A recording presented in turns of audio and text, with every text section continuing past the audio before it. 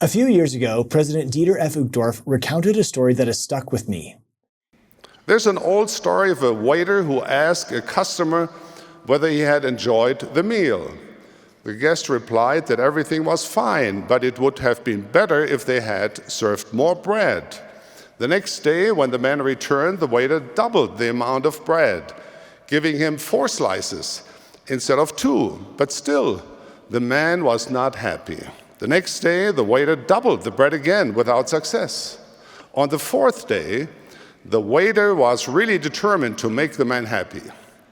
And so he took a 9-foot-long loaf of bread, cut it in half, and with a smile served that to the customer. The waiter could scarcely wait for the man's reaction. After the meal, the man looked up and said, "Good, as always. But I see you're back to giving only 2 slices of bread." We choose whether we see the positive or the negative. A principle powerfully illustrated in the account of the 12 Israelite spies. 1 year after Moses led the children of Israel through the Red Sea on dry ground, the Israelites were poised to enter the Promised Land. Moses sent 12 spies into the Promised Land and asked them to return with a report. Were the current inhabitants few or many, strong or weak? Did they dwell in tents or strongholds? Was the produce plentiful or poor? The spies entered the Promised Land and found that the fruit was enormous.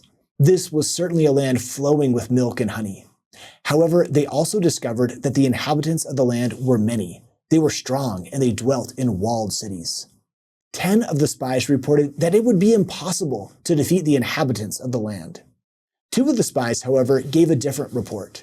They advised, "The land is an exceeding good land. The Lord will bring us into this land and give it us. Rebel not ye against the Lord, neither fear ye the people of the land." All the spies observed the same fruits, same lands, fortifications, and people. Some dwelt on the bad, others on the good. Because most Israelites focused on the bad and rebelled against Moses, they wandered in the wilderness for 40 years. Joshua and Caleb, the spies who gave the good report, were the only ones who had seen the miracles of Egypt that God allowed to enter the Promised Land. The story of the 10 versus the 2 shows us that we choose what we see. Will we see the delicious fruit or the giant army, the positives or the negatives? Will we be the 10 or the 2? In all of our lives, there's a mix of good and bad.